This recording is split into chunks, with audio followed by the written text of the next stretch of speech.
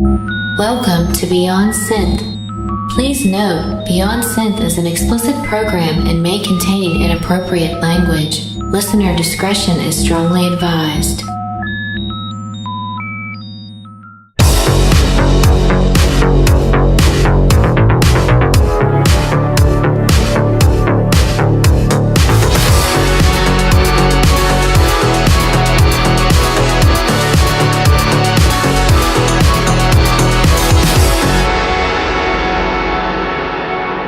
Hey there, welcome to the show. My name is Andy Last, and you are listening to Beyond Synth, episode 53. It's episode 53, man. Welcome to the show. We got a nice, compact show today. This is great. On the show, my guests are The Midnight, and The Midnight are awesome. There's this EP out. Every song is good. We're going to listen to all of them and talk about them. It was actually a recommendation from one of the listeners of the show. They said, you should have The Midnight on. And I'm like, okay. And I went and listened, and I'm like, holy fuck, yes, I should. and it actually worked out. It was real fast, facilitated by a listener of the show, which is cool. So if you're a listener and you heard some cool artists and you want them to be on the show, fucking tweet at them. Tweet at me and say you should have them on the show, and if they want to be, then it just syncs up beautifully, and it saves me time from doing the work myself, which is always a plus, because I'd rather not do any work myself. Beyond Synth is on Thursdays at 8 p.m. Eastern Standard Time, and that is on Power 85, power85.com. You can follow Power 85 on Twitter, that is at Power 85. 8 p.m. Thursday nights. Okay? Eastern Standard Time. Fuck! Alright. Listen. Let's listen to a song. We'll get through this. Yeah, it's gonna be one of those shows.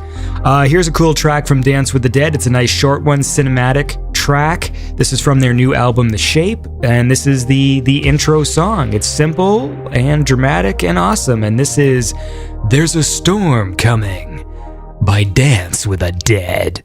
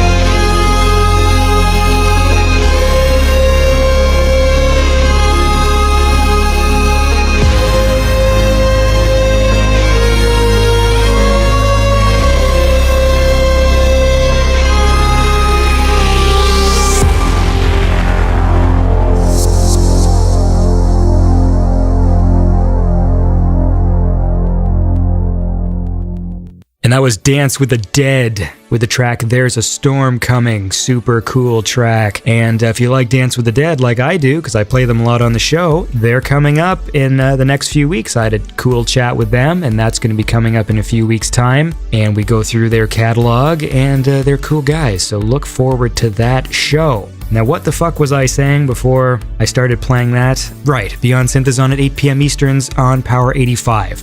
So usually I post a reminder on my Twitter, and then you can tune in to the show. And when we play it live, there's a chat going. There's lots of people chatting. There's a dude in there the other day who was there for the first time who was like, oh, this is cool because, like, you know, a lot of the times the guests, if they're in the same time zone, they like show up to the chat too, you know? And so he was surprised to see, you know, Celerect LA Dreams in the chat, you know? And that's the way it works, you know? The guests don't always show up, but sometimes they do. I do, but no one cares if I'm there. And if you like the cool synth music, don't forget to tune in to Project Friday, which is every Friday night, hosted by Steve Gilson.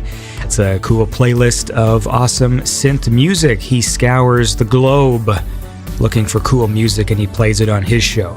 And I also do that here, but we also do a lot of talking on this show, so sometimes that's not everybody's bag. I'm terrible at supporting my own program, because whenever I talk about it in the show, like, you should tune into my show, I always sell it like you're not going to like it, which is not the way I should do it. I should be like one of those bold, confident people, you know? Just like, tune into Beyond Synth because it's fucking awesome and you're gonna like it, so shut up. Did I say we got the midnight coming up? We do. And we had a great chat, actually, and of course it devolved into a lot of nerdy things, Star Wars and James Bond, but dude, if you haven't checked out their tracks, I mean, you're going to hear them all today, but go out and support it, because it's really good stuff. And also, we're starting the, I mentioned it many episodes ago, if you want guests on the show, okay, you listen to the show and you're always asking me, hey, have so-and-so on the show, blah, blah, blah. And a lot of times some of those people don't want to do the show, but maybe you can help out as fans of the show to encourage them. You know, maybe they don't know about it or whatever. So I'm starting my Tweet at Meech campaign. If you want Mitch Murder on the show, tweet at him and say, hey, Mitch Murder, you should do Beyond Synth. All right? I don't even know if his English is that great, to be honest with you. I'm assuming it is. They're clever over there, where he lives, wherever that is. And so I'm starting the Tweet at Meech campaign, right? So here's what you do. You tweet at Meech. That's Mitch Murder. I forget his Twitter handle, but if you're a fan of this show, you're probably already a fan of Mitch Murder. And just say, hey, fucking tweet.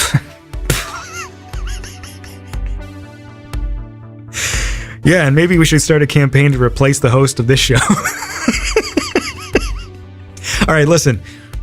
Speaking of listening, let's listen to a track, okay? We're going to listen to a little track called Arise, and this is by VALKYRIE 1984, featuring Gallfire. I think I'm saying that correctly, and this is from the Ghost in the Machine album, Episode 2. So this is an album that's in a series. There was another Ghost in the Machine album, which was VALKYRIE 1984 and Kirk Gadget. And I believe they were actually listed as, like, every song was by VALKYRIE 1984 and Kirk Gadget. However, on the new one, it looks like they're separating and they're doing their individual tracks. And this is one called Arise.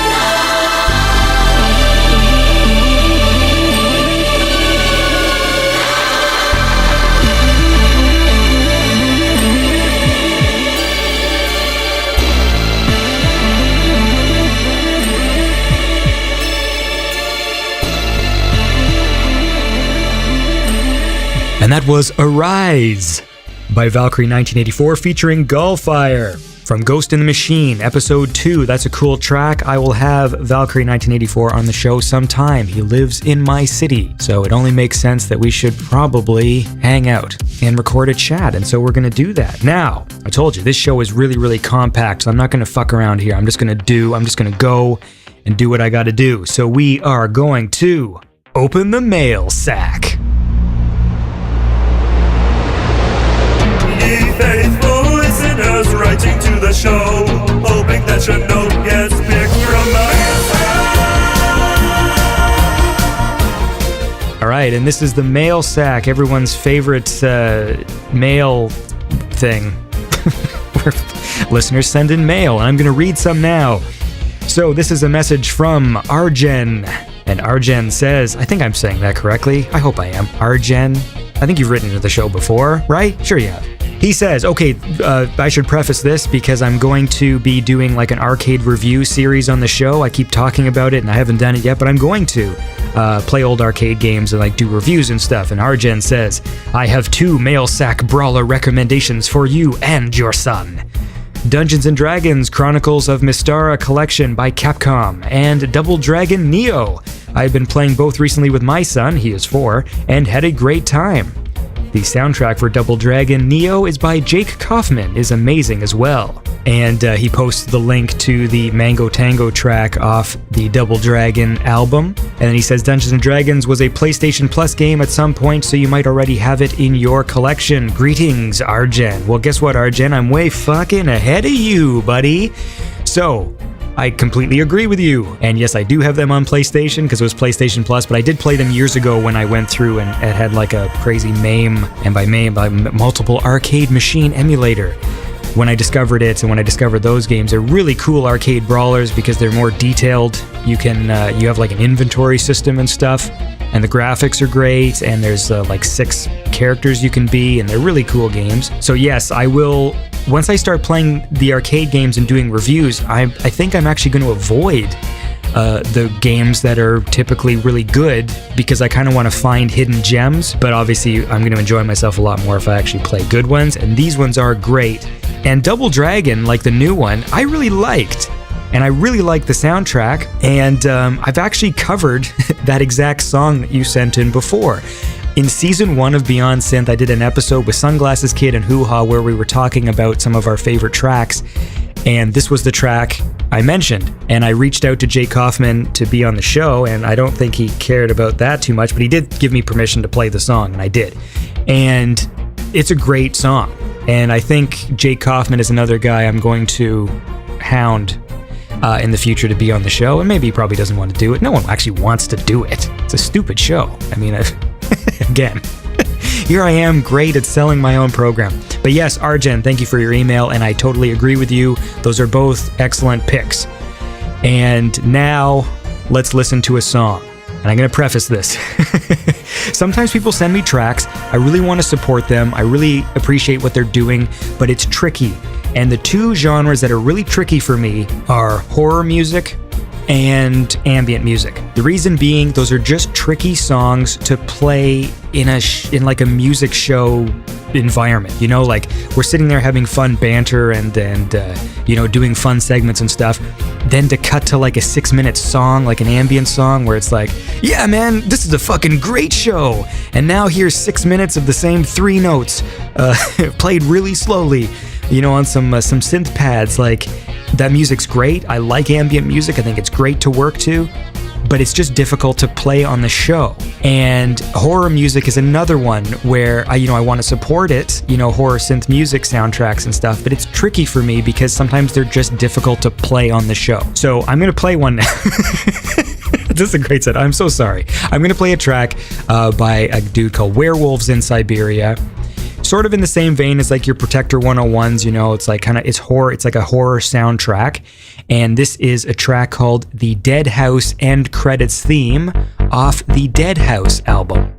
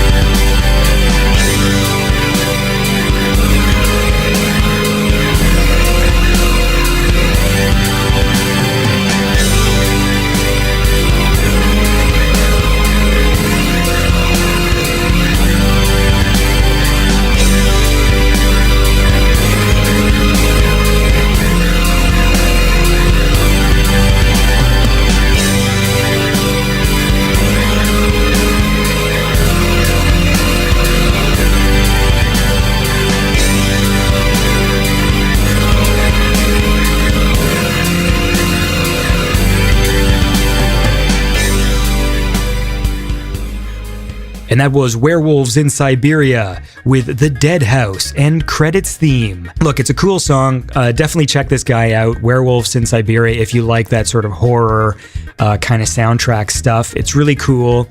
Again, I apologize, dude, for the way I set up that track. I really do. I think it's cool music and I think you should support it.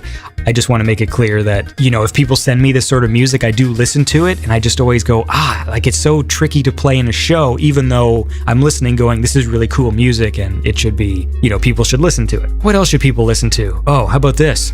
A lot of you guys, you get junk emails, okay? You get them. We all get them. And you just fucking throw them away. You delete them. You delete your junk emails.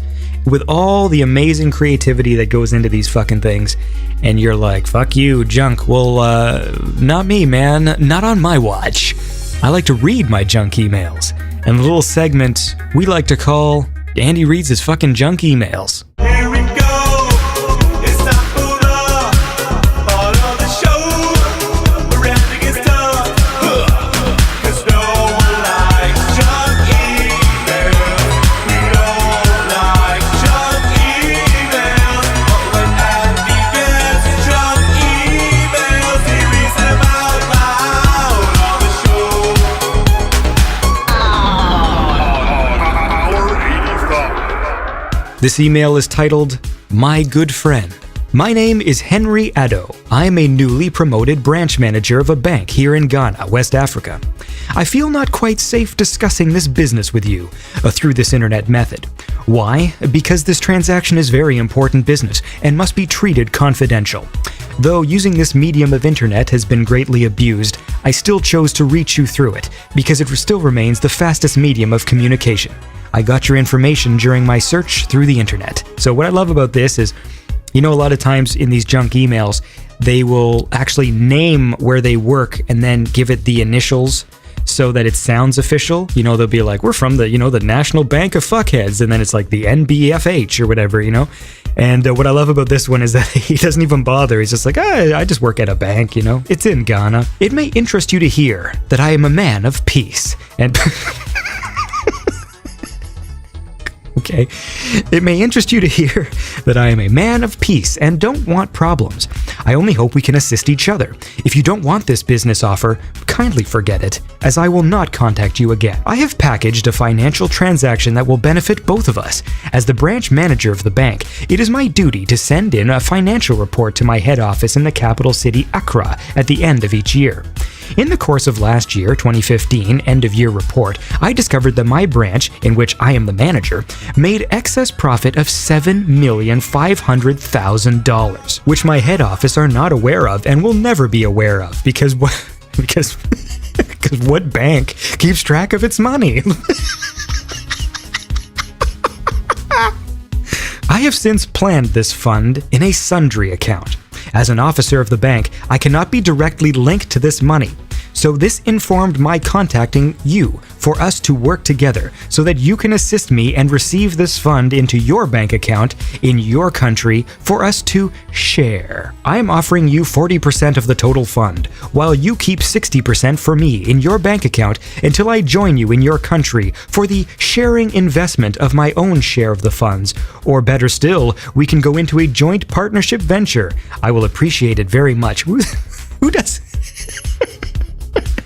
I just love the idea of approaching a complete stranger after saying at the beginning of the email that you can't trust finding information on the internet, but you're only doing it because it's the fastest way to contact somebody, and you found this guy's name randomly on the internet, and then you're willing to share $7.5 million US, and then be like, hey, we could also be partners. Like, who the fuck? And please do treat this information as top secret, as I can afford to lose my job with the bank. We shall go over the details once I receive your urgent response. Thanks for your understanding. I will be waiting for your response. Sincerely, Henry Addo. I like Henry Addo. He sounds sincere. This actually email has pretty good English, which is a huge surprise, because most of the time they're written in fucking jumbled nonsense. But I'm going to tell you, and this is really important, I'm not doing the show anymore. I didn't want to tell you guys this way, but the fact of the matter is, I have $7.5 million US in a sundry account at an unnamed bank in Ghana, and I'm gonna fucking take the chance, man. Because I don't know about you guys, but I am a fucking venture capitalist, and when some stranger emails me from across the world with a business opportunity like this, I can't refuse. So fuck Beyond Synth, and fuck you people. In the meantime, let's listen to a great track by a cool guy called Dan Terminus, and this is Photon Carnage.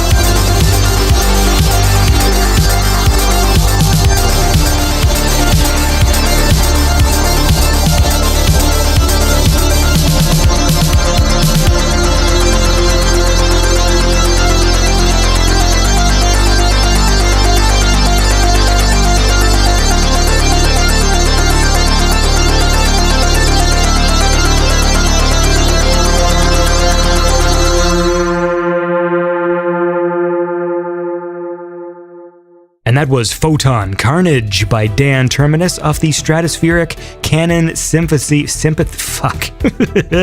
Stratospheric Canon Symphony album, which is super cool. And if you dig Dan Terminus, go back a few episodes. He was on the show and we had a lot of fun. He's from France. And I don't know why I needed to preface that. But we had a good time. I should have him back on the show sometime because he's super talented and I dig his music. So we got the Midnight coming up very soon, and I think we'll listen to one more track. And this is a track by a dude called Pilot Priest. And I've never played Pilot Priest on the show before, but he is one of my like all-time favorite artists, makes amazing fucking music, and I was lucky enough to have a chat with him, and we're gonna air that in a few weeks because he also lives in my city but has like a dual life between Toronto and LA because he has a budding film career, and he super talented dude. And here is the track Rumblefish by Pilot Priest.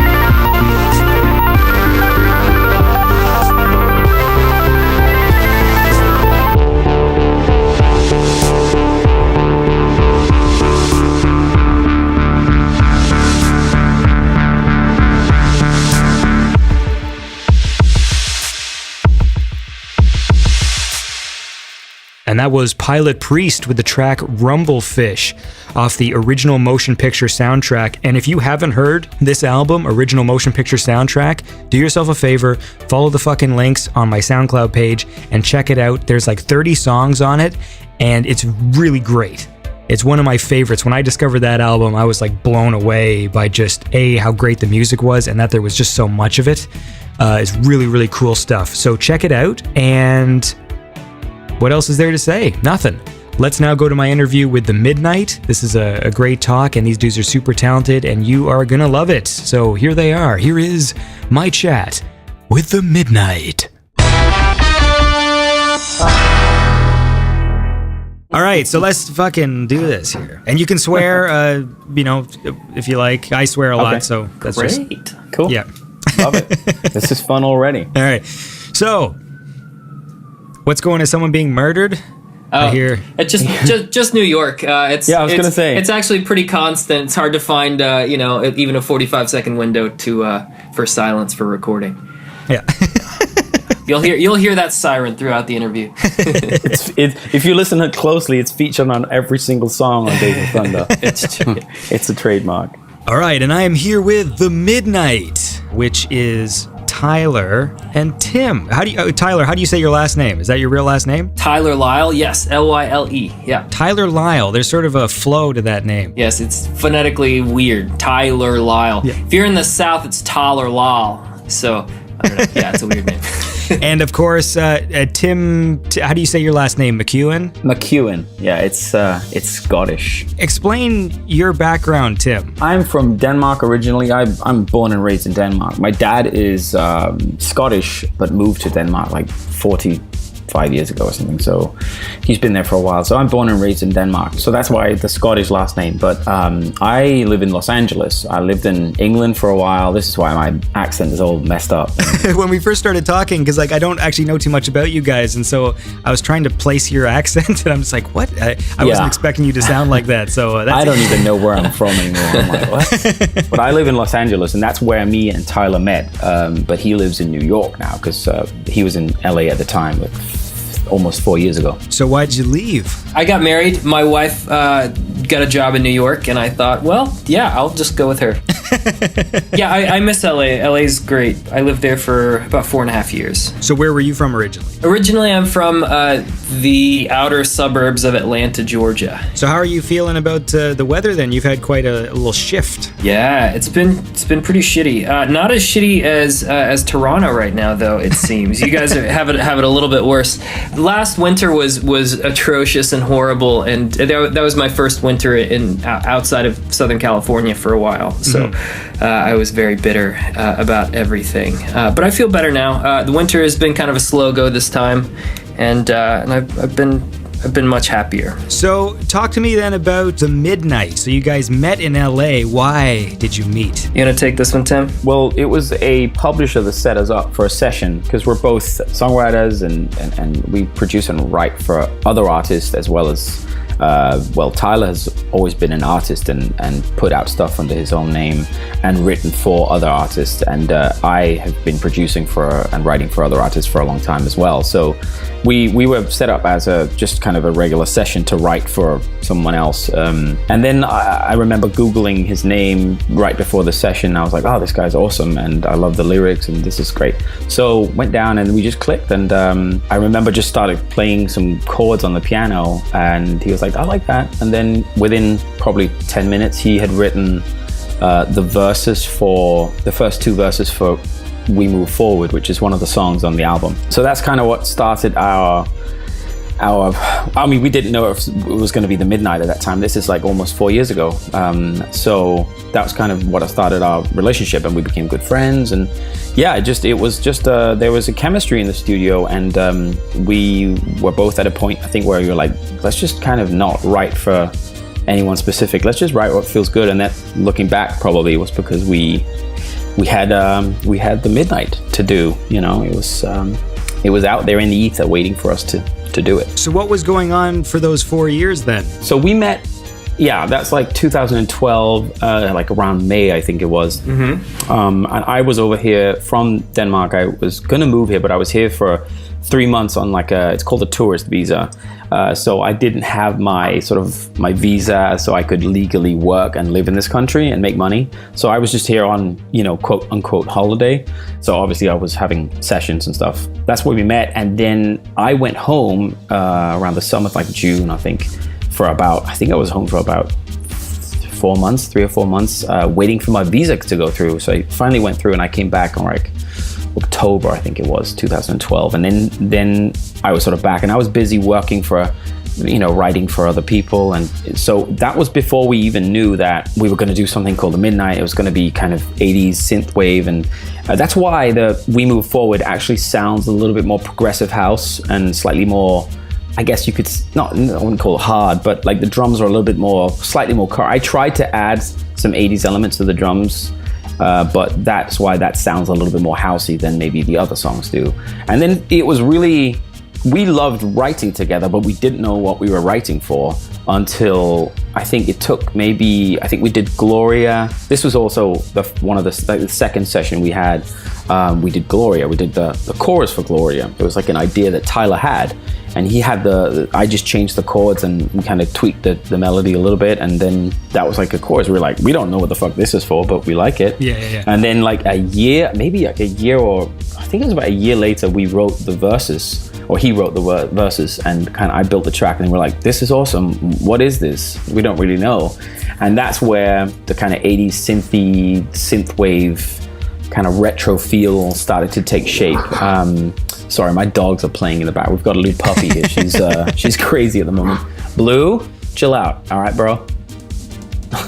Well, she listens. That's cool. Well, how about we listen to a track now? You've got this great EP out. It's called Days of Thunder.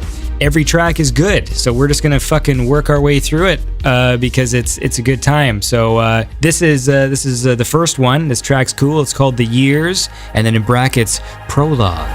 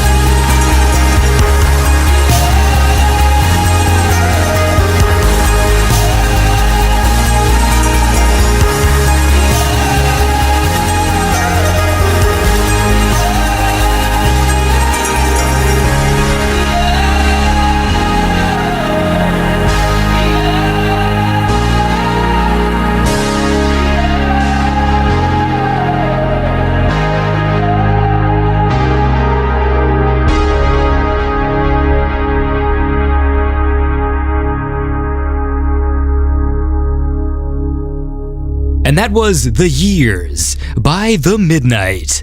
And I'm back with The Midnight here. We're just sitting around talking, Tyler and Tim. So talk to me a bit about that track, because it is cool. I'll let you take that one, Tyler.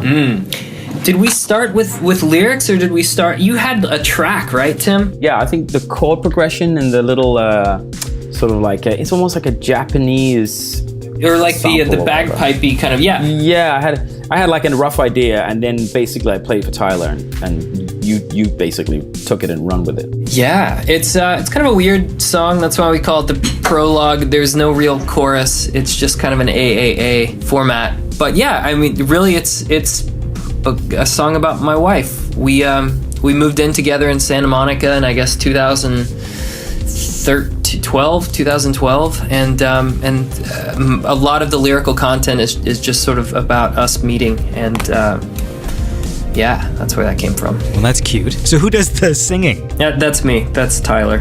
Okay. So what exactly is that? So you're writing together. Then once you start actually producing the songs, what is the collaborative process? Like, what are you both bringing to it? Tim is the producer, and I am generally the writer and singer. So Tim, what sort of magic do you perform? I just press record and put a lot of auto-tune, and then I go and drink coffee and go to sleep. And then I download a bunch of loops. That's how I roll, bitches. I think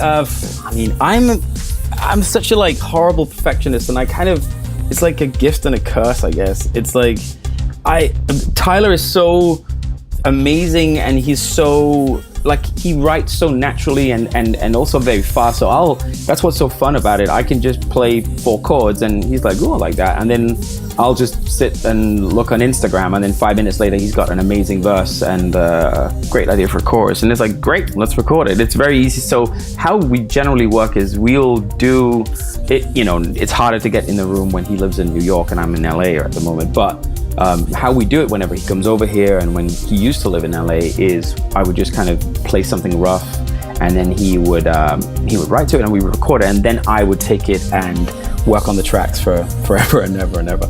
But it's that's kind of how that's how I like to work, in the sense that I generally, like, sometimes I'll send him a little, like, an early version of a track, like, oh, what do you think about this idea? And it won't be very fleshed out. It could just be like 16 bars, or it could be just a loop with a few synths, but just kind of like the vibe is there, and he, like, if he feels it and he's down, then we take it and he'll write to it, and I might have a few ideas for melodies or tweaks and stuff. But really, the way I like is we record the vocals and I get to kind of play with it.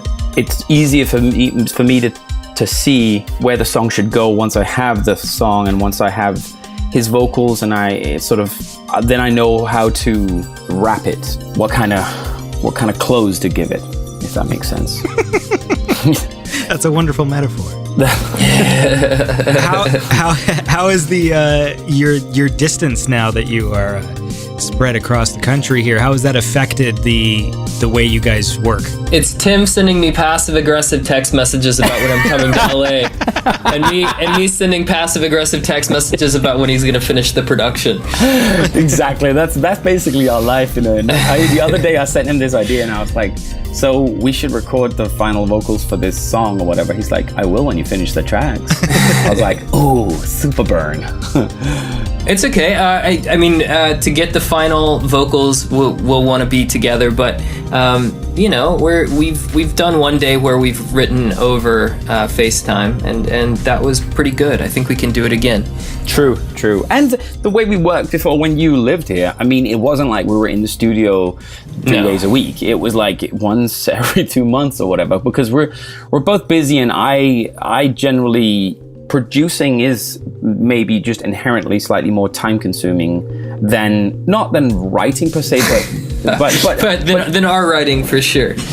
Our writing for sure. It's that kind of thing where when you're producing for pop records, it's a lot about sort of sitting there and going through sounds and just, you know, I'll spend a whole day going through finding one element just to find that sound that gives me an inspiration to kind of know where to take the track or whatever. So generally, for me anyway, it's a time-consuming thing. So producing a whole EP that's just 6 songs, it's about making all the mistakes that leads you to the final product that are those 6 songs, and that is for me quite time consuming. So it was always a case of like, oh, I've got some time, you know, on Saturday, let's and then, you know, whenever Tyler could come in, and we'd just do maybe 3 or 4 hours, and then we'd actually have like a couple of songs, and then we'll record maybe some rough vocals that might end up being the final vocals that we'd use in the song, or we'd just be like, oh, this is a rough, and we'll finish it off in a couple of weeks when we have time, and then I would still need to work on the tracks and stuff. So yeah, so it actually isn't a huge difference, Tyler living in New York and me here in LA. It's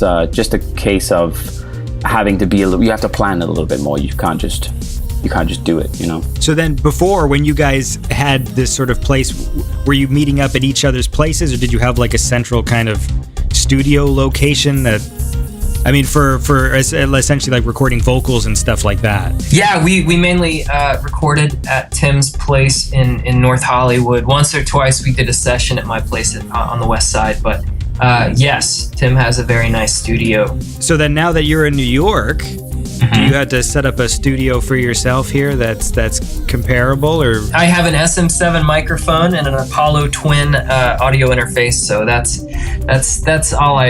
bare bones all I need. So okay. I want to talk about this because for the podcast, I'm always like looking for different microphones to use. Yeah. And I returned it, and I maybe this will sound like sacrilege, but I did get the SM7B. All right.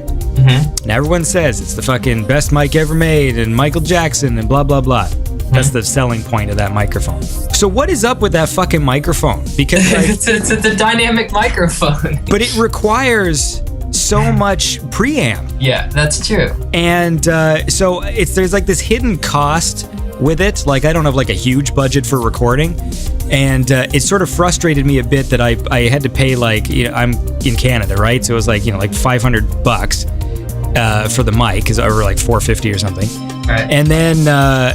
And then on top of that, it's like you literally don't get a signal unless there's a preamp. Right. And then that preamp has to be a good preamp, or else you're going to be pulling up a lot of fucking just sound and noise. Right. And so I got frustrated with it, and I said, fuck you. I bought this. I said, fuck you to a microphone. And I bought this. You're a rebel. And I got a channel strip, and I was spending so much time fiddling with the channel strip and how much boost I was going to put in it that I just ended up plugging in my old microphone. And since I had done all this work setting up the channel strip, I was like, this sounds just as good to me. And what I did love how like the SM7 was really good at isolating the actual sound of your voice and pulling, you know, like it didn't capture a lot of room noise and stuff. Right. But it frustrated me with that whole preamp business. Yeah, it's a dynamic mic. It's good for certain things and less so for other things. I really like it. I recorded the last couple albums on an SM7 just because it does pretty well with my voice, but my voice tends to be more dynamic. And so I like the SM7. I do understand what you mean about having to boost it, but it is not a condenser. It's a dynamic, so it needs extra love. Yeah, I also don't really know anything about recordings. Well, listen, talking about wonderful vocals here, let's listen to the track Gloria, and then we'll talk about it. So this is Gloria by The Midnight.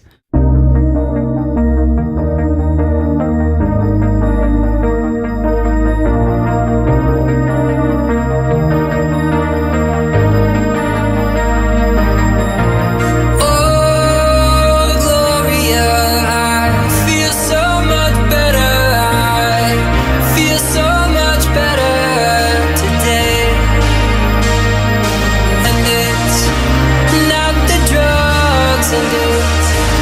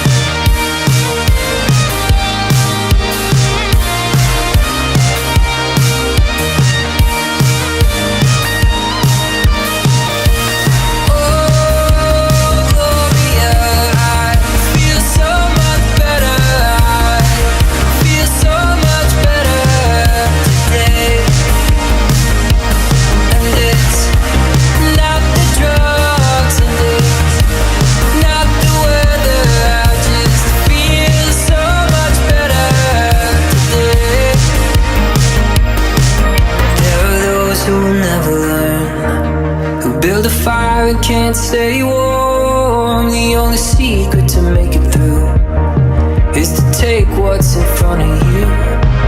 The fear of death and the thrill of speed, and all the lights in front of me. Drive till the coast is clear, faster till it disappears.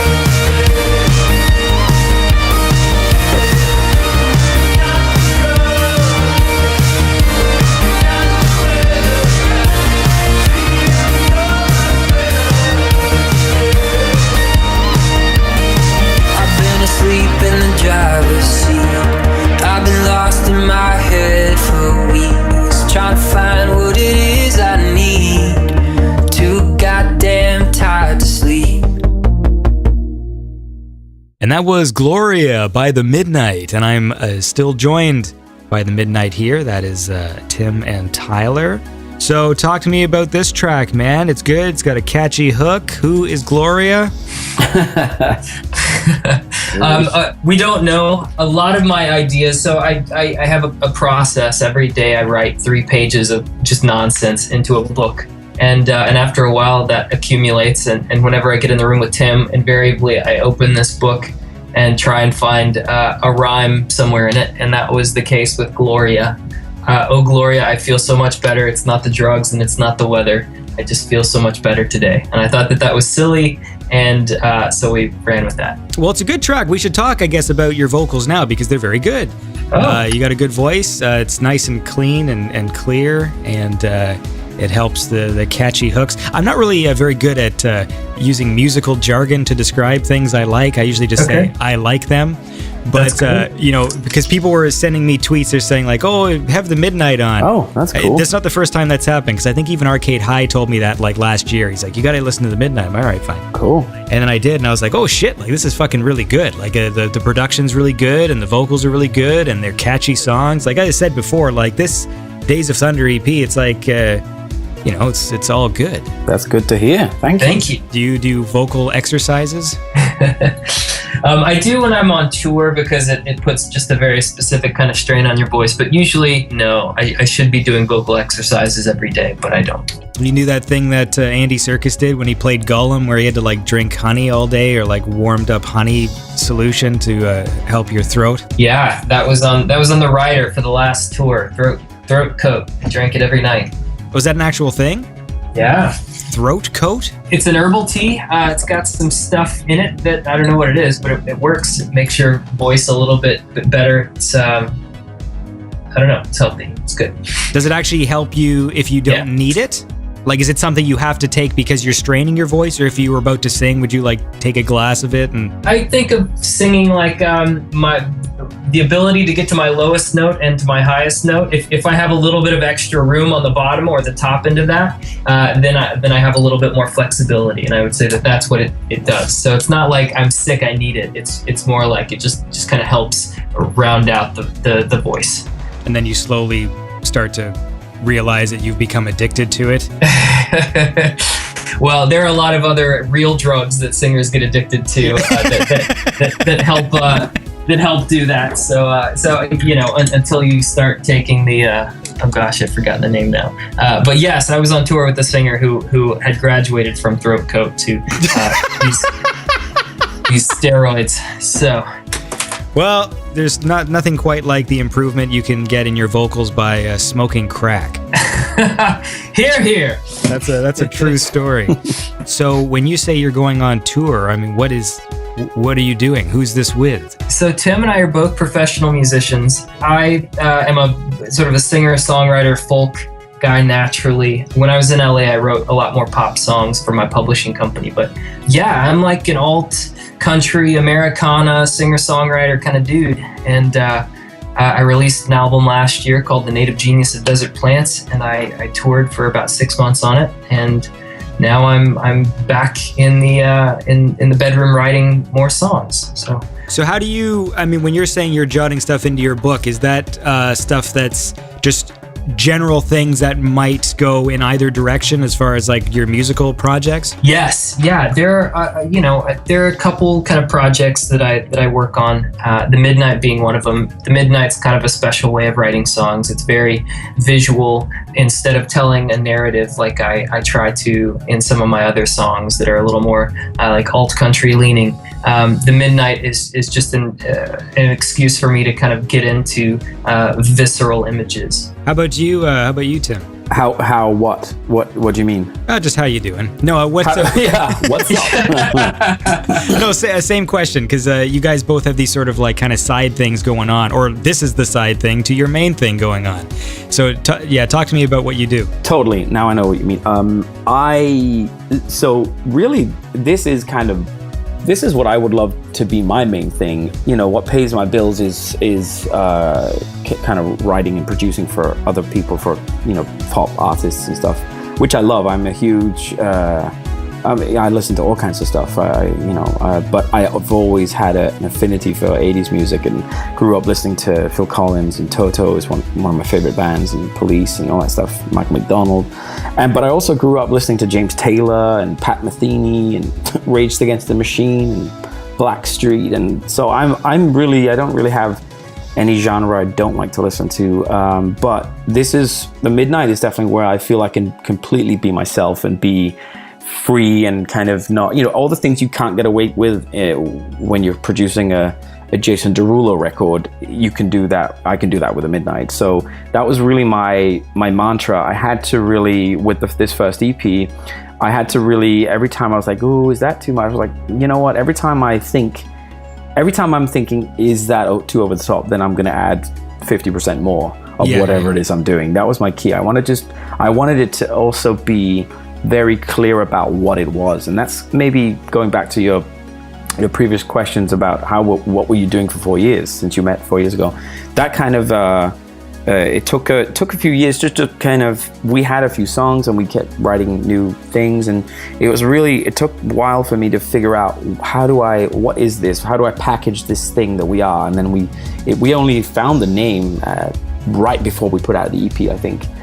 So it took a while to just, you know, for everything to come together and all the elements to really come together, and that we both knew what it was, and I kind of knew how to produce the songs and what it was. So that's why I love this. I would love to do that full time. I still love producing pop records and all that stuff, but you know, I would love this to be my main thing. Well, that's what I love about the 80s sound is just that there's no irony. And you can, and so there's this level where, That's I mean, true. when I use the word cheesy, I don't actually use that as a negative, because some No. things to me can be, they're cheesy awesome. Like that's my sort of my metric. And that's what I always love about this sort of, this type of music, is just that there's just no irony. And definitely with you guys, it's just, the songs are really sort of, they're big and they're bold. And that's why I like him. It's good stuff to listen to and kind of dance around and shit. I'm too cool for that. I just sort of sit in a chair, mostly staring forward. But it is fucking wicked stuff. Thank you. Let's listen to another track. How about that? Sounds good. Well, we talked about it before. So you were mentioning about sort of applying, I guess, sort of synthwave elements to the track "We Move Forward," because it actually sort of started out slightly differently. It started as more of a house record, and I was like, oh, maybe I should put this out as a DJ thing, and then featuring Tyler Lyle, and that's before we knew that we were going to create like a band or whatever, or a project called The Midnight. So that's why it has a feel of slightly more maybe progressive house.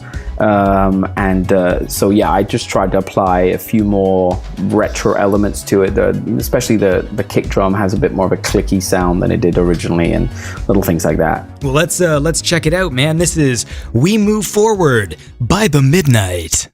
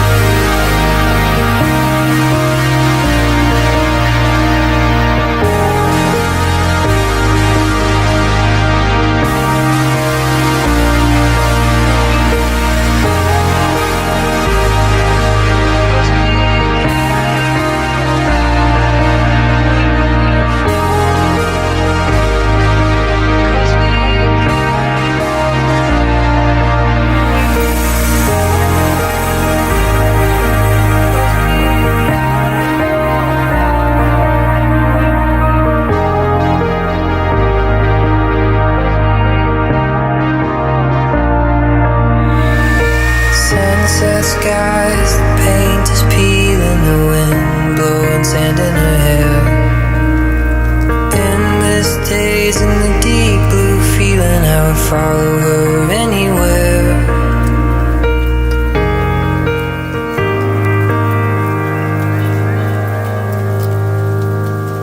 And that was We Move Forward by The Midnight, and we're still here chatting. Tim McEwen, Tyler Lyle, talented dudes who have come together to, there you go, some fucking, I don't know what I'm doing sometimes, but that's it.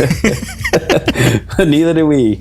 Join the club. Yeah, so, listen, you know, on your Bandcamp page here, as the description for the album, which I'm going to read because you're telling me what this is about and why this was, I don't know if this was your inspiration or whatever, but it says, there's a Japanese term, mono, no aware. It means basically the sad beauty of seeing time pass, the aching awareness of impermanence. You have the best trailer voice, by the way. So what was this? Was this something that sort of, was this on your mind during like the writing process, or was this sort of like, hey, this quote fits nicely with what we've already done? Or Yeah, it was the second one. This quote fits nicely to what we've already done. Yeah, I'm one of those introverted nerd people that read a lot of things, and yeah, the pathos of things and empathy towards things. That's what Mono No Aware is. I just read a cool article, and it's been in the back of my head, and when it was time, to put the album up and release it, I just wrote that pretty quickly, and that was just sort of sitting on the top of my brain at the time. But I think it's right. I think that it's about nostalgia, and it's about seeing the difference between point A and point B. And I think that's what our project's about. It fits. Yeah, I think it fit. It encapsulated it beautifully. And Tyler's good with these kind of little, whimsical notions of, like you'll come up with some poetic little line. I was like, where did this come from? But he's a true poet. I don't watch TV. Just kidding. I do. So what are you guys doing on your downtime, man? A lot of drugs. Yeah? Just a lot of crack cocaine. A lot of throat coat? Yeah. Throat coat Crack with some cocaine, added crack AKA cocaine. throat coat. Good. That's good. I'm using that. Yeah, what do you do in your free time, Tim? You know what, guys? This is so embarrassing. Well, it's not embarrassing. It's just that it's embarrassing with how late to the game I am. I'm not a big gamer, and I don't have a PlayStation or whatever. I kind of tend to just like watching other people play because I'm just too lazy. But I discovered that the Grand Theft Auto games, Vice City, the one that kind of has an 80s look to it, that came out in like 2002, I think. It exists for the iPhone. And I didn't know this, and this is amazing. So I've been playing this for about a week now, and I'm fucking addicted. How do you control it? It's like invisible, like when you touch the screen in the left corner, you can kind of maneuver it. You can kind of move it around. It's pretty easy. So am I to understand that in the year 2016, Tim McEwen has just discovered Grand Theft Auto Vice City? Is that the premise? That's exactly. Well, I mean, I had a friend. I lived in England at the time when it came out, and my buddy got it, and I was like, "This is awesome!" But I was too lazy to figure out the controls and like how does this. So I just like watching it, and then since then I'm like, oh, I guess that's. You were too lazy to figure out the controls. Exactly. You just couldn't be bothered. I was totally addicted to Vice City when it came out. I was having I had to stop because I was having dreams about Vice City, and I remember seeing a police car in real life, and my first thought was, do I have any grenades? And then I need to stop playing this game for everyone's sake. Yeah, just whip a jar of throat coat at them. Hey, yeah. How about you, Tyler? What are you doing these days? What do I do? Besides not flying to LA and recording vocals for me. Yeah, my wife has a corporate job in Midtown, and she works long hours, and so I'm trying to do this this songwriting thing. I have a subscription service where I write and record 3 or 4 songs a month, and reading and taking little walks when the weather is nice. I really don't have that many hobbies here in New York. I go to a movie every now and then. Wait, hold on. What do you mean? You have a subscription service and you write and record 3 songs a month? What does that mean? It's called The Secret Layer. I've got a Bandcamp, tylerlyle.bandcamp.com, and I put out an EP every month for the year of 2016. So cool. that's what I'm usually working on. Oh, that's cool. Yeah. Tim, I got a silly question for you. Since you have this amalgamated accent, do you, when you were younger, Or when did you, first of all, like when did you make the move from Denmark to the States? So I moved in October 2012. When I lived in East London for about 4 years, when it was like 2002 to 2006. So when I came home to Denmark from after having spent 4 years in England, in London, I was much more, I sounded like an East End gangster, I guess, a little bit. I still have a little bit of the English, but the R's are rolling a little bit. Like over here, after having spent a few years here, I feel myself, the accent is slipping a little bit. It's becoming what I hate, that kind of weird transatlantic kind of Catherine Zeta-Jones, Madonna. It's like, oh, stop it. So I sound like Catherine Zeta-Jones, which I'm not proud of. Well, I always find the evolution of accents really interesting. My dad was from England when he was a kid, and he made a very interesting decision, and it was a conscious decision. It's like one of the most sort of eccentric decisions I've heard anyone ever do. As a 5-year-old kid, to keep his accent. So most people, when they're children, they move to a place and then they just absorb the accent, and that's it. Yeah. But he didn't, and now he's got this really bizarre accent that, like, people in Canada who meet him think that he has a British accent, but when British people hear it, they're just like, they can't place what it's supposed to be. Yeah, I think that's exactly what it is. I mean, I would love to keep my, like, try to hold on to my, like, what I have left of the British accent or English or whatever. But I do think there are some things you can't really control that much, because you're gonna pick up what you hear around you. And so that's probably why, because when I go to England, they're like, no, you don't have a British accent, what are you talking about? And you sound American. And then over here they go like, are you from New Zealand, or are you from Boston? And like I don't even, what's going on? So it's kind of it's it can be really confusing, but I don't think, for me anyway, I can't really help it. It's like you just hear the dialects you hear around you, and you know, I pick them up. So this is more fuel for my complaint about what George Lucas did to the Star Wars, the original films, because he made these changes, or obviously famously, to the original movies, and then one of them was they redubbed the voice of Boba Fett to match the actor who played Jango Fett in the movie. Yeah. And the premise is, well, he's a clone of that guy, but I'm thinking, but he was a kid when his dad died, so it's completely logical that he would grow up and lose the accent. Yes, that's true. And so the fact that was one change that, to me, it annoyed me and also didn't really make sense, because like it's completely plausible that someone would grow up and their accent would change if they were no longer in that same environment. Yeah. Plus, I like the original Boba Fett's voice better because it was cooler. Yeah, but that's a thing. So now you've given me the ammunition I need to further hate a thing that everyone hates anyways. Wow. Well, I am sorry that I added hate to your. I think there's enough hate in this world. Well, maybe I should rephrase that. There's this nerd on the internet who put out HD versions of the original trilogy, and took painstaking time to remove all the special edition special effects and reinsert the original special effects into each shot and stuff like this. And it exists. So if we want to leave this on a positive note, we'll say that that's cool. Actually, what I'm curious about that because I know that Topher Grace did a cut of his thing doesn't count. Topher Grace's thing was that he and other nerds have done this as well, where they just take the original, or not the originals, but the prequel trilogy, and then try and edit somehow a good movie out of them. And the thing is this, no matter how hard they try, because I've watched some of these cuts, you can't save them. Like they're just not very good. And so see, I come from a different perspective, because I love Star Wars too. I'm a huge fan, but I'm not one of those like fans that know everything about everything. I feel like I'm right in the sweet spot of like geekdom when it comes to Star Wars and those kind of things, because I just love it, and I love spending time in that world. But I'm not so into it that I eat, sleep, and dream Star Wars. So I don't know all the specific tiny little facts, and I'm not. It doesn't give me enough ammunition to hate on anything, because it's just a movie. If I don't like it, then I'll just watch something else. You know, sacrilege. I know.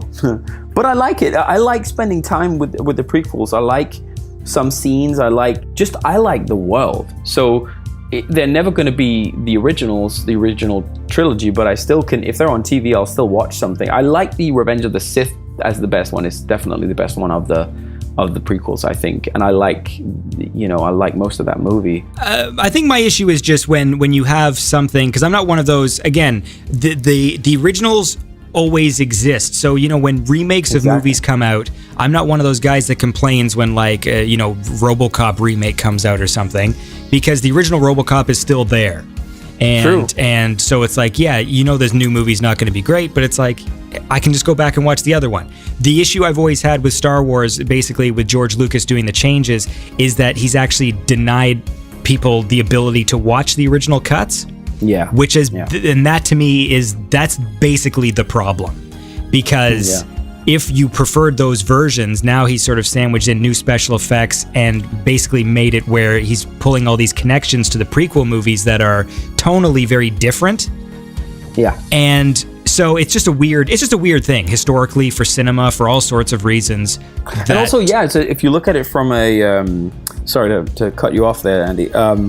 I agree, and also it's sort of sad because he's really denying it's a part of history. Yeah, exactly. History. So it's like, well, it is. It's interesting to be able to go back and see this is how effects looked back then, but you won't be able to do that if he doesn't make them available, and if he only says no, this is the version and this is the only version, but that's not the version that came out in 1977 or whenever, so that's kind of sad to me. That's the main thing. So there's this nerd on the web, and he's gone in and he's basically taken all the footage he can from the Blu-rays, color corrected them, and then taken footage from, DVD versions and 35 millimeter prints and stuff, and basically put together the closest you can watch of the HD in HD of the original cuts or whatever. And it's cool. I dig it. That's cool. Makes me happy.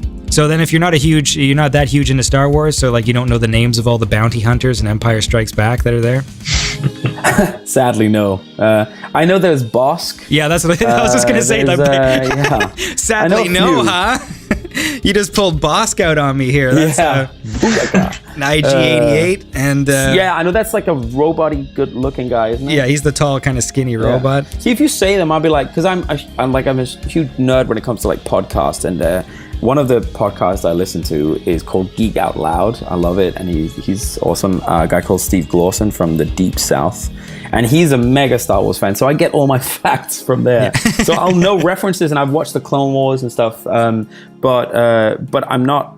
I'm in that sweet spot, as I said, where it doesn't bother me if stuff changes, because I'll just go and watch something else, or I'll watch the That's a good place to be. I'm like that. I totally understand that, and I'm with that on. There's lots of things where, where people get really upset. Like for me, that's with X-Men. I've never been I like the X-Men movies, but I'm not huge into the mythology of X-Men. Me too. So when the nerds complain about X-Men 3, I watch it and I go, okay, I get that this isn't as strong as the other ones, but since I don't know that they're destroying the Phoenix storyline, because I don't know the Phoenix storyline, it doesn't bother me. It's just it was fun. Fucking Juggernaut pushed Wolverine through a wall. That was fun. Let's listen to another track. We've been talking about nerdy things for too long. Here is a wonderful track by The Midnight. This is a track called Days of Thunder, which is the title of the album. There's a fucking segue.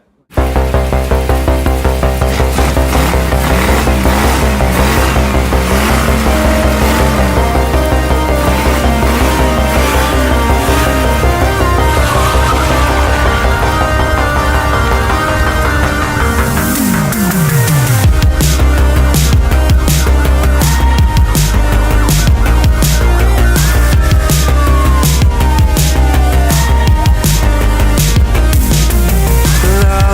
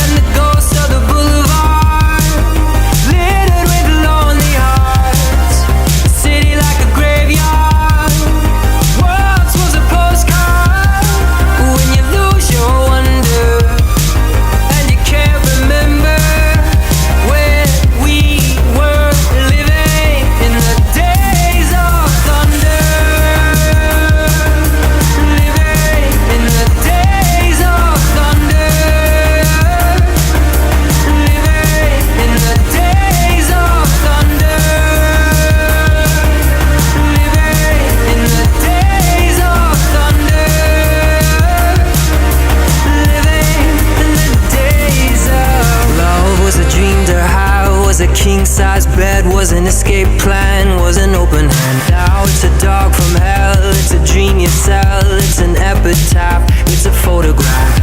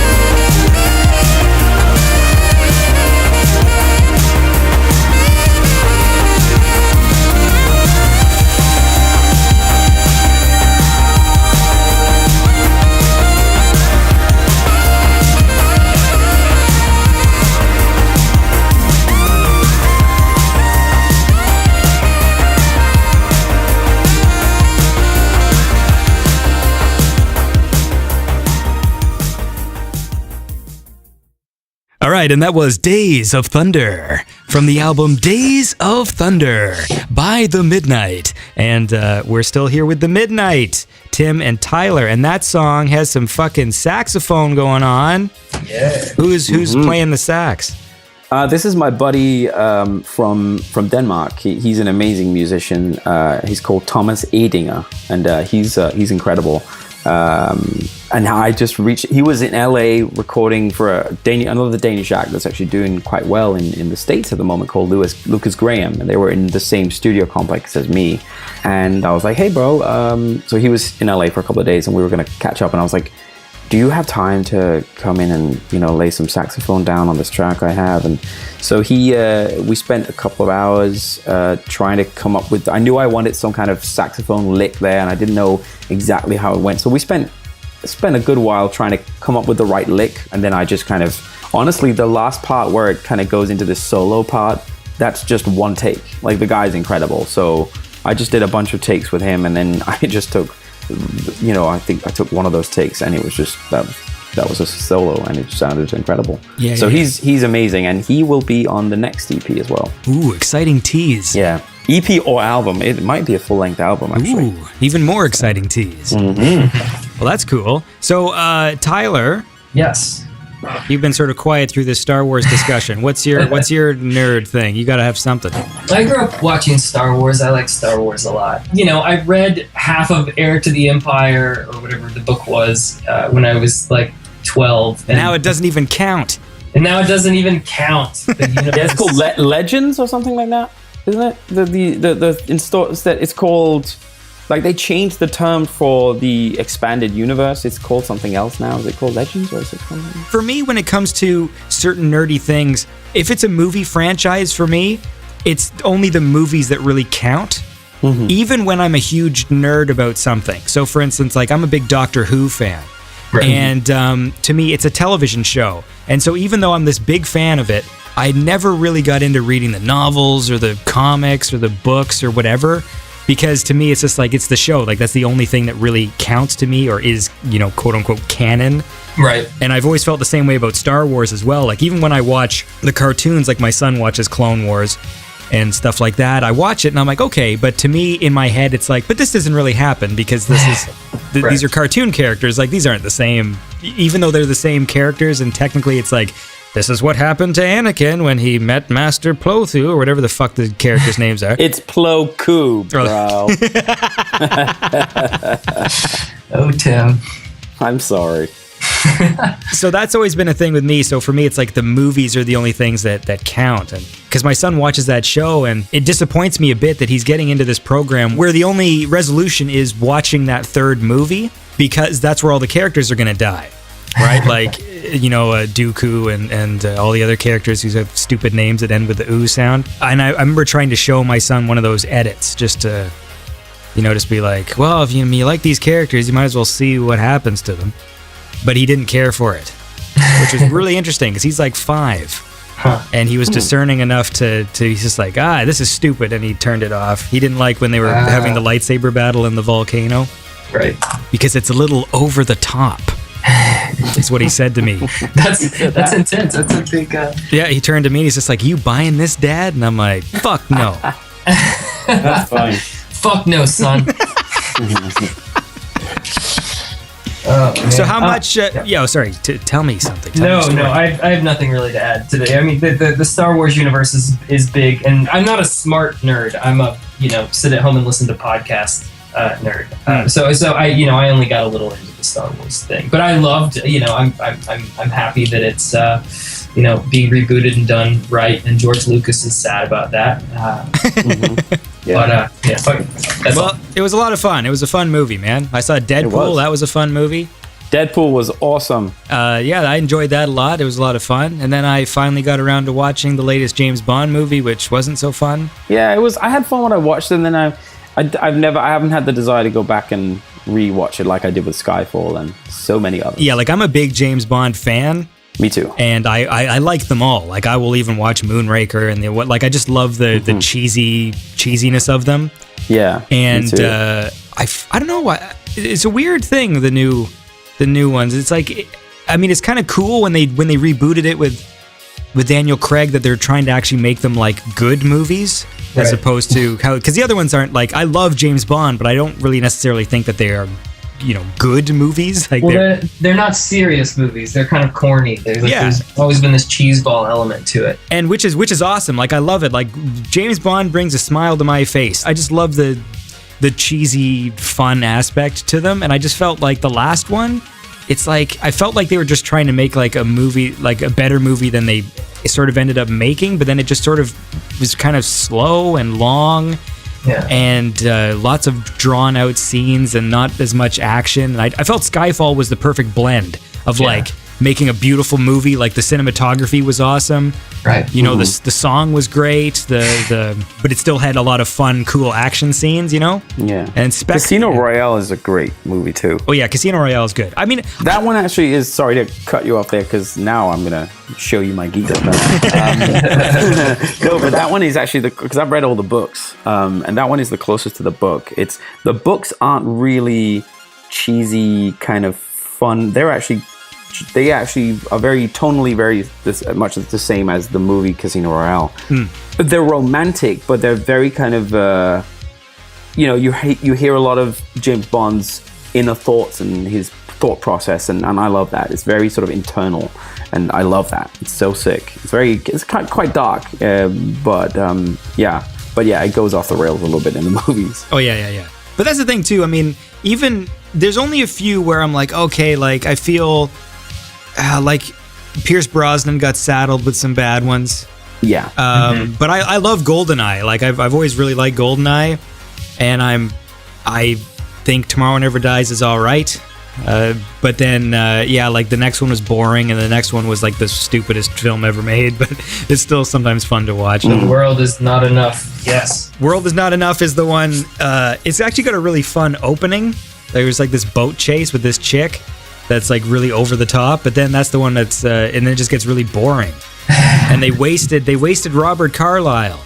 Because it's fucking Begbie, and I was like, oh, wicked, like Begby's gonna be a fucking bad guy in a Bond movie, and then he just played this super dull villain, and that always pisses me off, because like when Begbie in Trainspotting is like one of the awesomest characters, and he just it didn't translate well over to Bond. They didn't do it. But that's why I love the last one, Skyfall. Like they let like fucking Javier Bardem, like he was a wicked villain.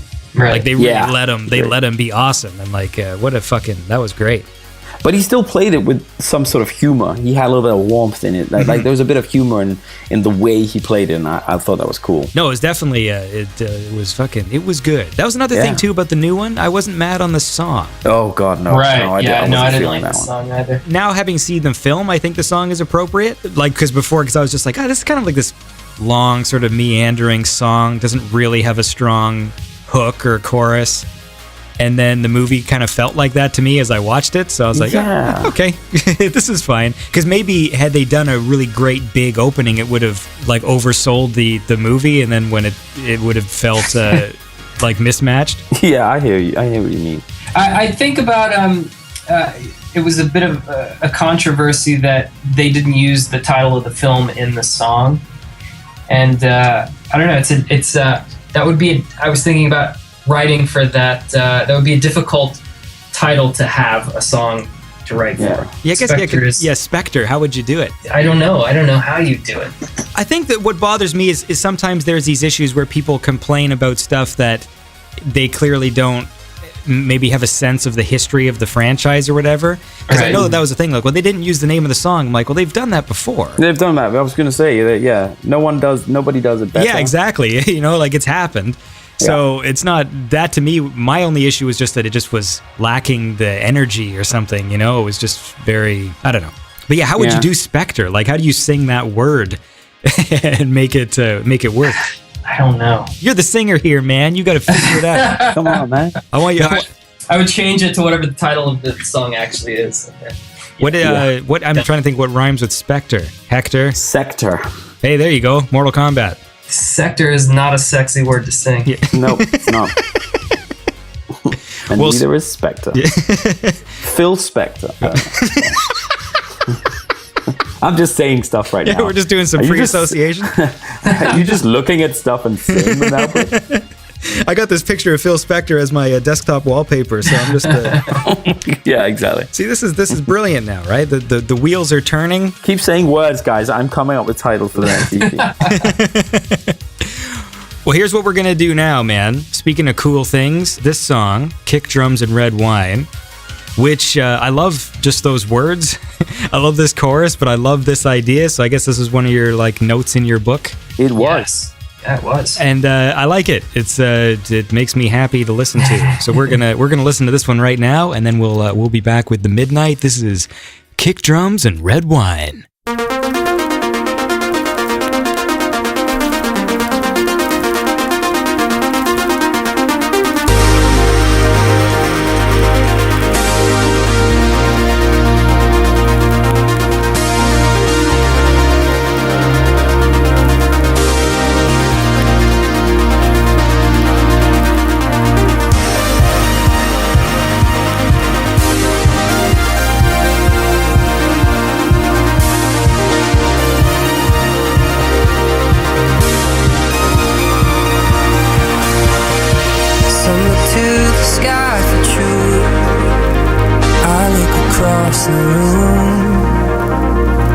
Katie's dressed in full blue, yellow drums and blues, but I prefer kick drums and red wine.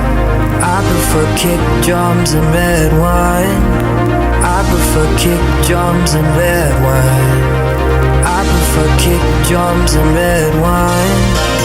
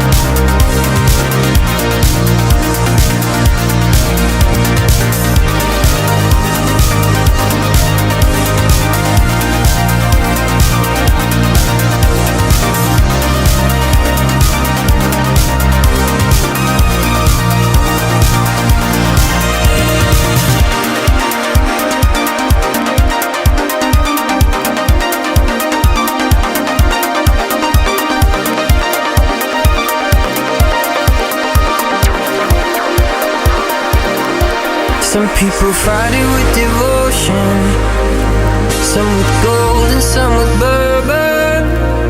Some like praying to the blue skies, some like putting on a disguise. But I prefer kick drums and red wine. I prefer kick drums and red wine. I prefer kick drums and red wine. I prefer kick drums and red wine.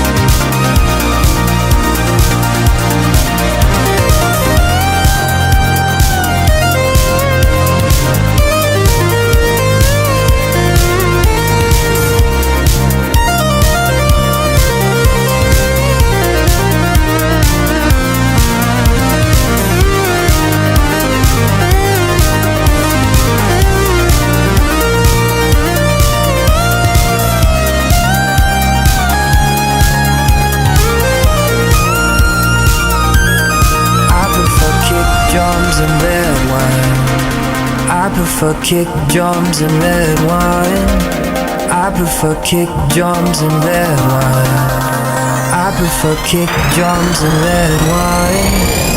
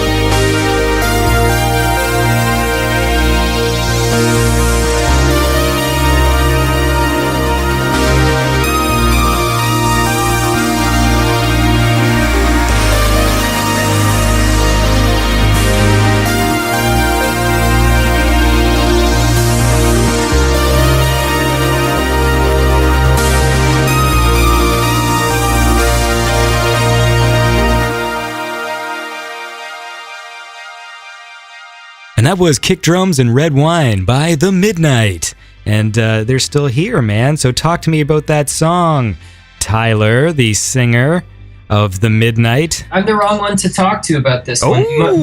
We started with a song, Disco Ball, which I don't think we released, and it wasn't quite right, and Tim just kept fiddling with it until it became a much more musical track. And that's how that song came about. No, I think we did. Oh, you're right. Lay It On. Yeah, it was another song. You're right. Disco Ball was the same day where we recorded the vocals for The Years, somewhere That's in right. Burbank.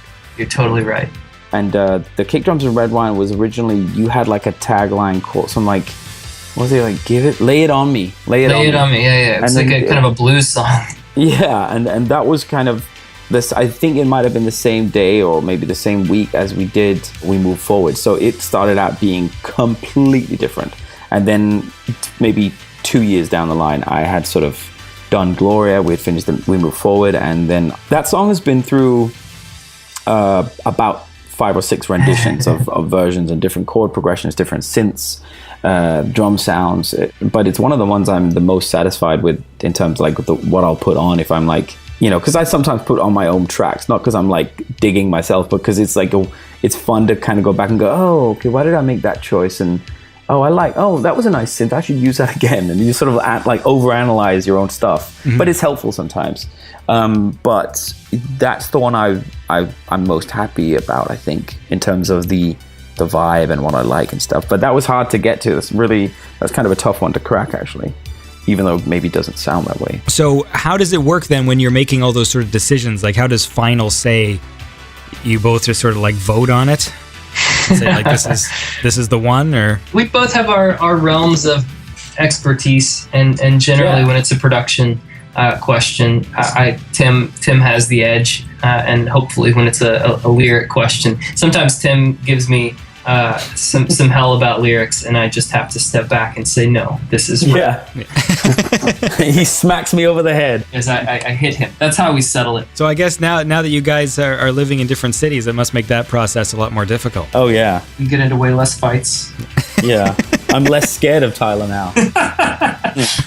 Honestly, it's actually one of the easiest work relationships ever, for me anyway, because it really, like he says, it's like we have different areas of expertise, but I never feel like I can't talk to Tyler about, oh, can we change this line, or maybe, and then he might be like, you know what, I know what you're trying to do, but I don't think it's going to work because I think it's important to stay with these lyrics and the tone of it. And I'm like, okay, cool.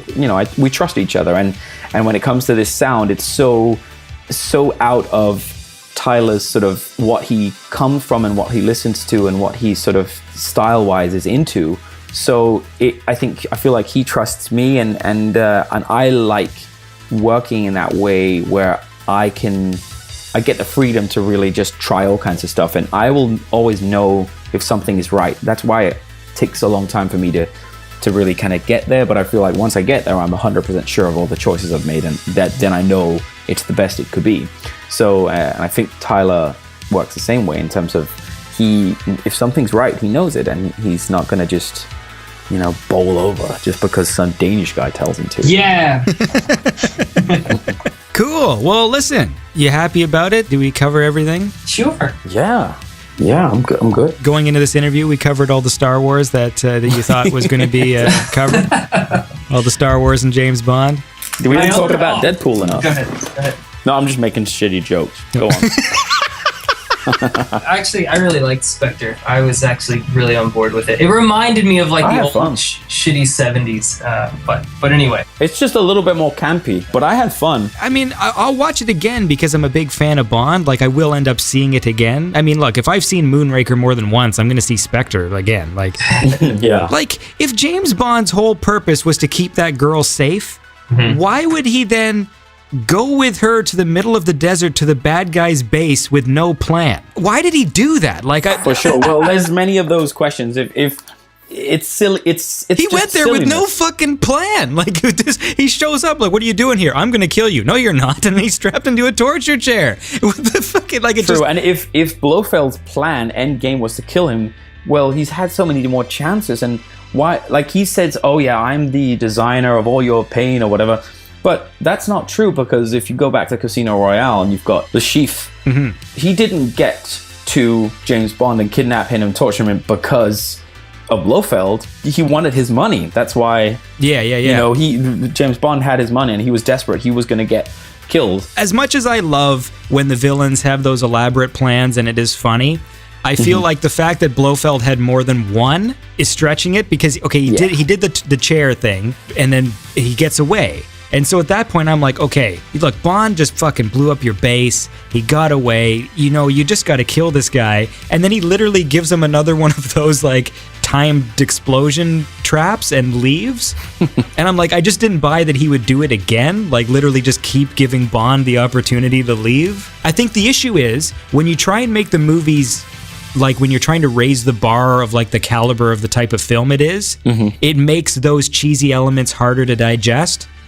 Whereas when the movie is already cheesy, then it's like, you know, like, I expect you to die. And then, like, you know, James Bond's tied to a chair with like a laser beam, and it's silly because the movie itself is also kind of silly. Yeah. But as soon as you're saying the movie's good and the villain's plan starts to be like really bonkers, then it, you know, it's like the scene in Skyfall when, you know, the bad guys, they're in this subway system and he has this perfectly timed explosion that allows like just at the right moment for a train to come flying through the wall. And it's just like, that was very convenient that they ended up at exactly that point for that trap to work. But it's still a cool scene. So it's a cool scene. And I think also because they've made everything else feel very believable to a certain extent. So when that comes around, you give it a pass because you're into it. Anyway, I was, but well, I should point out, I didn't hate the film. It's just it was a weird feeling. I didn't know how I felt about it when it was over. Like I sort of sat there thinking, like, just like, okay, all right. And I just did that for a few hours, just sat there going, all right. And people were walking in like, what the fuck's his problem? he's on that throat coat. Yeah. I was just there just pouring it all over my hair. Like, just, because I went insane, apparently. Anyways, listen, guys, we've had a lot of fun today, right? I don't know. I just tell people that they've had fun. I've had fun. No, this has been great. Anyways, guys, listen. I hope you have a lovely day. I look forward to upcoming stuff. Yeah, for sure, dude. Thanks for having us on. This was fun. Yeah, this is great. Yeah, so you guys have another thing and then come back and we'll talk about that too. We would love to. You know, with the amount of time it takes you guys to put out some stuff, maybe we'll have another James Bond film to talk about. You know what? We probably will. Sorry. That one's on me. And congrats with the 50th episode. That's a big deal. Yeah, I made 50 things. Oh, I've never made 50 things of anything before. That's impressive. That's awesome, dude. Congrats. Thanks, man. Do you guys want to do like a sign out where you're like, this is Tim from the Midnight saying... We should do this is Tim, and I'm Tyler, and we're the Midnight. Yeah, we should do that. I've never done that. Here, I got it. Cool. I'm Tyler. And I am Tim. And we're the Midnight. what are we saying though? What are we saying? Thanks for listening. Are we going? This was fun. Like, what are we? Listen, check out our new stuff. Blah blah blah. What's the? What? I've never done this. Well, let's just say you just did. Oh shit! Great. The most awkward goodbye ever.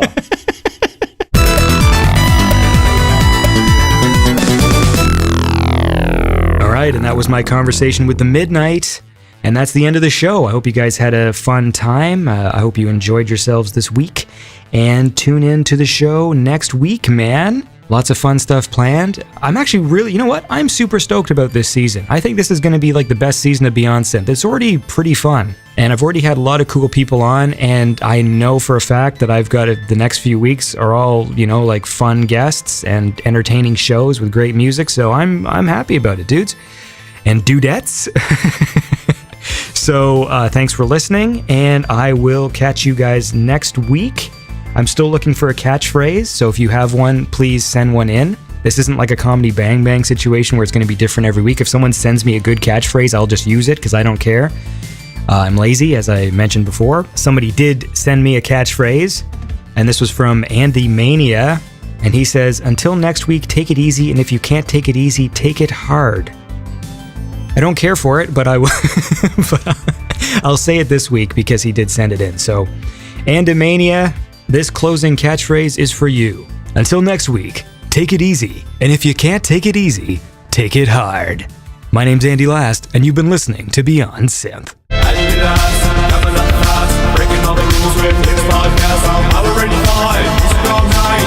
Beyond Synth. Retro. On the metro. This is essential. We can't let you run away. Beyond Synth will make stay. Yes, that it's all day and night.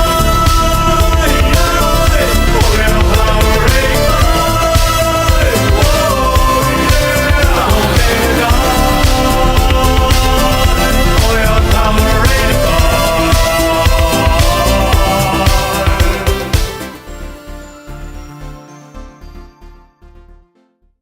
That's it, man. Game over, man. It's game over.